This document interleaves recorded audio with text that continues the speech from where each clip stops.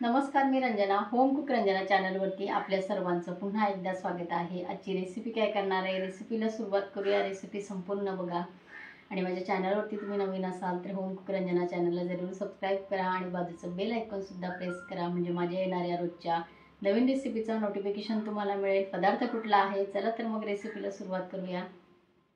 मी बनवते एकदम पौष्टिक पदार्थ, जो हिवाळ्यामध्ये बऱ्याचदा आपले जुने आजी पणजीच्या काळामध्ये आपली आजी करून घालायची. सगळ्यांना थंडी भरपूर असायची पूर्वीच्या काळामध्ये.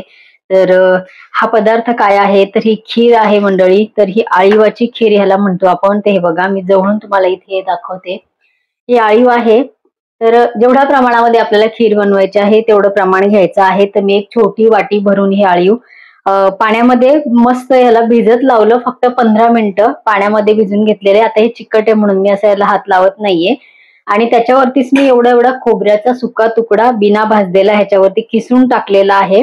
तर आता हे एकत्रच आपल्याला करायचंच होतं म्हणून मी हे खोबऱ्याचा तुकडा ह्याच्यावरती किसून टाकलेला आहे. तर हे बघा, 15 मिनिटांमध्ये ही आळी छान फुगून येतात. जर तुम्हाला वेळ असेल तर मी जास्त वेळ ठेवू शकता, पण काही गरज नाही. अगदी मस्त ते फुलून येतात, त्याला वेळ लागत नाही. चिकट हा पदार्थ असतो, पण थंडीच्या दिवसामध्ये सगळ्यांच्या शरीरासाठी सांधेदुखी, कंबरदुखी यासाठी ह्या आळीवाचा वापर आपण खारीक खोबऱ्याच्या डिंकाच्या लाडूमध्ये करतो, किंवा नुसते मेथीचे लाडू असतील त्यामध्येही केल्या जातं. डिलिव्हरी नंतर सुद्धा हे आपले जे लाडू बनवतात मेथीचे, त्यामध्ये हा प्रमाण आळीवाचं जास्त असतं. तर तेवढं मी घेतलेलं आहे ते. आणि थोडेसे इथे मी ड्रायफ्रूट मध्ये फक्त मी काजू इथे थोडेसे घालणार आहे. काजू ही गरमच आहे, तर काजू वापरणार आहे. पातेल्यामध्ये बघा, मी 2 टीस्पून घेतलेला आहे साजूक तूप. साजूक तूप याच्यामध्ये मी घातलेला आहे 2 टीस्पून. व्यवस्थित आपल्याला गरम करायचं आहे. गॅस मिडियम आहे. तर हे बघा, तूप आपलं गरम झालेलं आहे. यामध्ये आपल्याला घालायचे आहेत काजू. काजू थोडेसे आपण या तुपामध्ये परतून घेऊ. अगदी लाल आपल्याला कलर करायची गरज नाही. 10 मिनिट फक्त आपण परतलेले आहे. आता ह्याच्यामध्ये आपल्याला घालायचं आहे आळीव आणि खोबरं, जे मी आता मिक्स केलं. गॅस मिडियम ठेवायचा आहे. आळीव आधी भाजायचे नाही, भिजवल्यानंतर ह्या पद्धतीने तुपामध्ये परतून घ्या. आळीवाची छान चवळी लागते आणि टेक्स्चरही छान येतं खिरेला. ड्रायफ्रूट तुम्ही सर्व प्रकारचे आवडीचे काजू, बदाम, पिस्ता तुम्हाला आवडेल त्याप्रमाणे इथे तुम्ही वापर करू शकता, पण मी फक्त इथे काजूचा वापर केलेला आहे. गुळाचा वापर या खिरीमध्ये करू शकता तुम्ही, पण आज इथे मी गुळ वापरणार नाही, कारण सगळेच पदार्थ गरम झालेले आहे. गुळही गरमच आहे. तर इथे आज साखर वापरणार आहे, पण तीही प्रमाणामध्ये वापरणार आहे.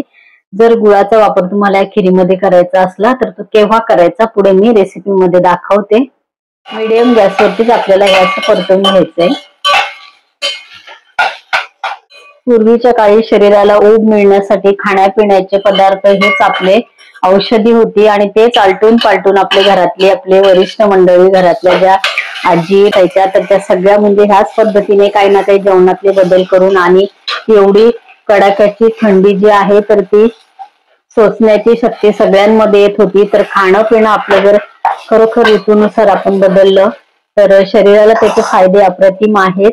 तर हे पूर्वीपासून जर आपण ध्यानात घेतलं तर आपल्या लक्षात येऊ शकतं की आता काही पदार्थ असे आहेत की ते आपण केव्हाही करतो, केव्हाही खातो, किंवा बरेच पदार्थ आता असे आहेत की ते अगदी आता काळाच्या पडद्याआड गेलेले आहेत. आपण बनवतही नाही, आठवणही काढत नाही, असं झालेलं आहे. पण काही काही पदार्थ असे आहेत की ते आता सुद्धा आवर्जून आपण केले पाहिजे, वेळ काढला पाहिजे आणि सगळ्यांनी खाल्ले पाहिजे. हा आळीव हा असाच एक प्रकार आहे. तो चिकट लागतो, अगदी सगळ्यांना आवडते असं नाही, पण ही खीर या पद्धतीने बनवून बघा. तुम्ही कधीही खाल्ली नसेल तर नक्कीच तुम्हाला ही खीर आवडणार आहे. याच पद्धतीने मात्र करून बघा.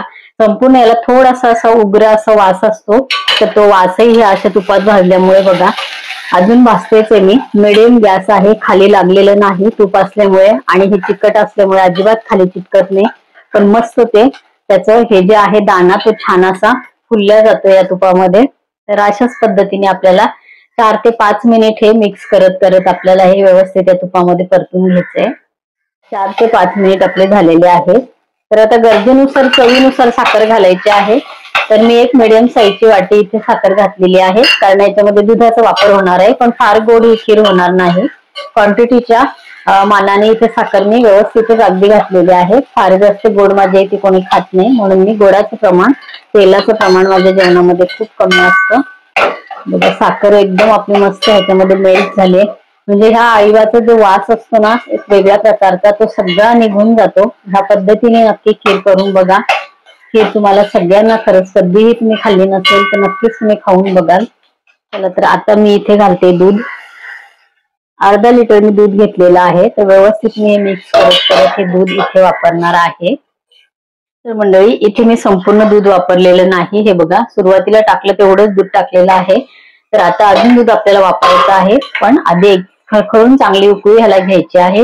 हे अळीव शिजायला अजिबात वेळ लागत नाही. हे बघा तुपामध्ये आपण त्याला छान परतून घेतलेलं आहे. तर एक चांगली खळखळून उकळी आली की ते छान घट्ट होतं, आणि त्यानुसार मग आपण दूध टाकायचं आहे, कारण खूप पातळ खीर ही चांगली लागत नाही. त्यामुळे इथे मी खीर आपल्याला किती पातळ ठेवायचे तेही दाखवते. आणि गुळ आपण जर घालणार असाल तर तो केव्हा घालायचा तेही मी इथे पुढे दाखवणार आहे. साखर तर घालायची असेल तर अशा आळीवामध्येच आपण घालून मिक्स करून आणि व्यवस्थित ती मेल्ट झाल्यानंतर त्यातही संपूर्ण वास आपला निघून जातो. आणि त्यानंतर आपण दूध घातलेलं आहे. हे बघा खिरीचा कलर एकदम असा लाल लाल व्हायला लागलेला आहे, आणि हे आळीवाचे दाणे असे मोकळे मोकळे ह्याच्यामध्ये होतात आणि छान शिजून येतात. ते एकदम असा घट्टपणा या खिरीला आलेला आहे.